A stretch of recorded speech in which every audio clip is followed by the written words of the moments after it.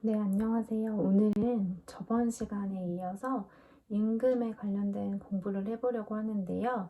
오늘의 주제는 임금 지급의 원칙이라는 주제입니다. 임금 지급의 원칙은 근로기준법 43조에 나와 있는 원칙인데요. 총 4가지를 제시를 하고 있습니다.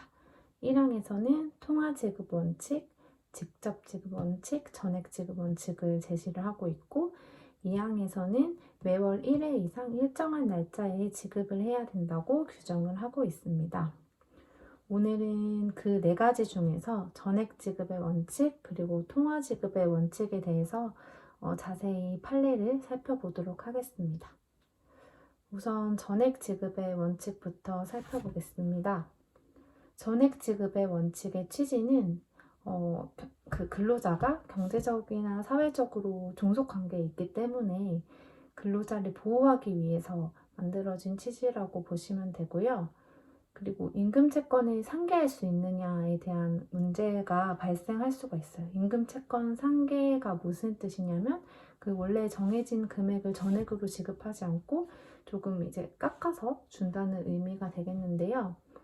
우선 임금채권 상계가 가능하냐에 관련돼서 원칙적으로는 그 43조 1항의 전액 금지의 원칙에 따라서 사용자가 근로자에게 임금채권을 상계하는 것은 금지되어 있다고 보시면 됩니다. 그러나 예외적으로 2가지 상황을 볼 수가 있는데 첫 번째는 그 상계가 근로자의 동의를 받아서 상계 합의가 이루어졌을 때는 이게 임금채권 상계가 가능하다고 보고 있는데요. 상계 합의 아무래도 상계 합의가 이루어진 과정을 자유로운 의사에 터잡아서 이루어지고 합리적이고 객관적인 이유가 필요하다고 제시를 하고 있고 그리고 자유로운 의사에 이루어졌다는 것을 신중하고 엄격하게 판단해야 된다고 판례가 제시를 하고 있습니다. 그리고 2번째, 조정적 상계인데요.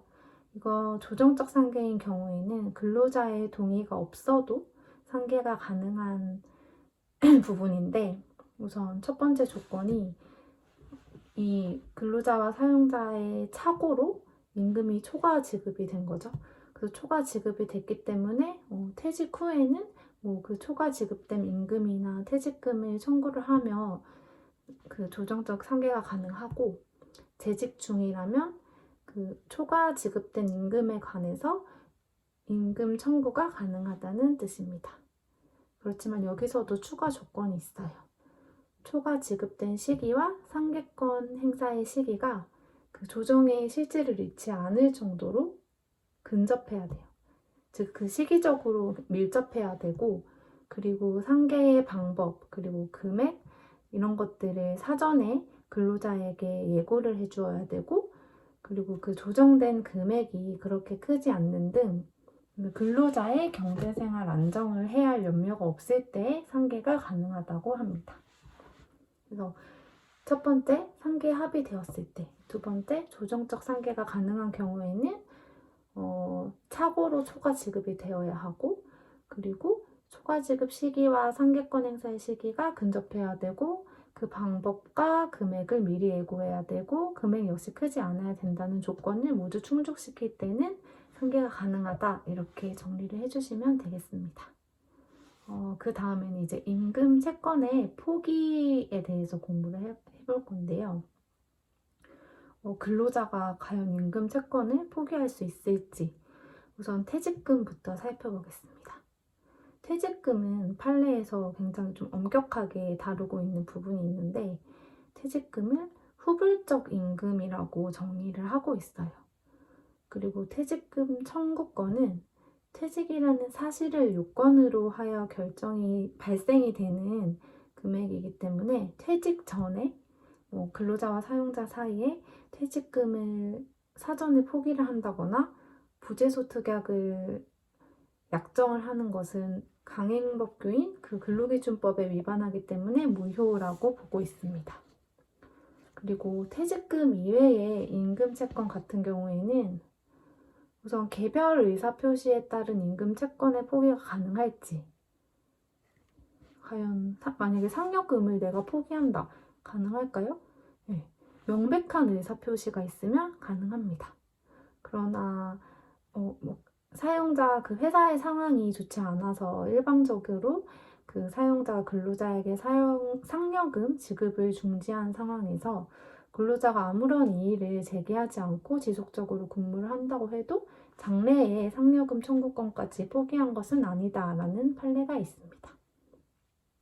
그리고 방금 말씀드렸던 거는 이렇게 개별 의사표시, 명확한 의사표시에 따른 임금 채권의 포기 부분이었고, 다음으로는 단체 협약에 따라서 임금 채권 포기가 가능할지 부분인데요. 단체 협약, 협약 자체의 원칙상 상여금을 지급받지 않겠다는 단체 협약 체결도 가능하겠죠. 그리고 근무 전이라면 사전 포기 합의가 43조를 위반을 하지 않습니다. 그러나 이제 문제가 되는 상황은 이미 근로를 해서 구체적으로 지급 청구권이 발생한 상여금이 있을 경우에 이 상여금은 근로자의 사적 재산 영역으로 옮겨졌기 때문에 그 근로자의 처분에 그 상여금의 포기 의무가 맡겨진 거거든요. 그래서 근로자들에게 개별적으로 동의, 수건이 없이 단순히 사용자랑 노동조합의 단체 협약만으로는 임금 채권의 포기는 불가합니다.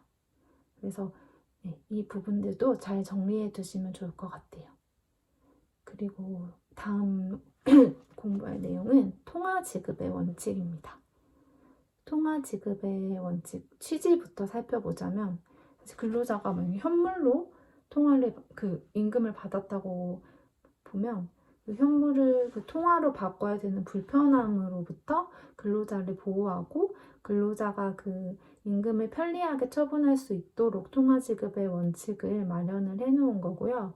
화폐는 국내법상 강제 통용력 있는 화폐로서 한국은행이 발행한 주화, 지폐를 의미한다고 보시면 되고 이 부분 역시 그 답안지에 작성해 주시면 좋겠죠? 그리고 통화지급의 원칙에서 문제가 되는 사안은 임금 지급 행위에 가름하는 채권 양도 합의의 효력이라는 파트입니다.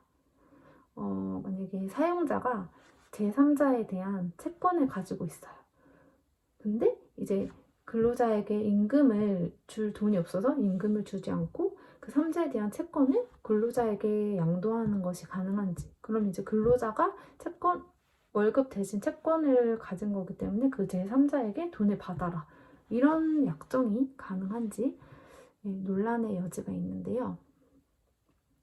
우선 원칙적으로는 43조 통화지급의 원칙에 따라 임금 지급 행위에 가름하여 양도하는 약정은 전부 무효이다 라고 원칙은 이렇게 두고 있어요. 그러나 예외일 경우 민법 138조의 무효행위 전환 법리에 따라 만약에 근로자, 사용자, 쌍방이 무효임을 알고 있었고 그리고 임금 지급 행위에 가름하는 것이 아니라 임금 지급을 위하여 이 채권을 양도했을 때 이 쌍방이 의욕하였으리라고 인정될 때에는 민법 138조 무효행위 전환의 법리에 따라서 이 약정이 효력을 갖는다라고 판시를 하고 있습니다. 그렇기 때문에 이게 민법 138조도 잘 외워두시는 게 좋고 가름이 아니라 가름을 위하여 양도했을 때 의욕하였으리라고 인정될 경우에만 가능하다. 이 전체적인 문구를 꼭 외워주시는 게 좋아요. 그래서 만약에 이게 유효로 판정이 되면 그 충당된 부분은 그 약정과 충당된 부분은 변제로 소멸이 되지만 그 충당되지 않은 부분은 여전히 지급 청구권을 가진다고 보고 있습니다. 그럼 근로기준법 43조의 위반의 효과는 무엇일까요? 만약에 사용자가 43조를 위반할 경우에 형사처벌의 대상이 되기도 하고 반의사 불벌죄가 적용되기도 합니다. 지금까지 임금 지급의 원칙 이렇게 공부를 해봤고요. 다음 시간에는 포괄임금 약정. 포괄임금 약정은 개인적으로 다음 시험에 꼭 출제될 것 같은 주제이기 때문에 저도 열심히 준비해서 강의 올리도록 하겠습니다. 네, 감사합니다.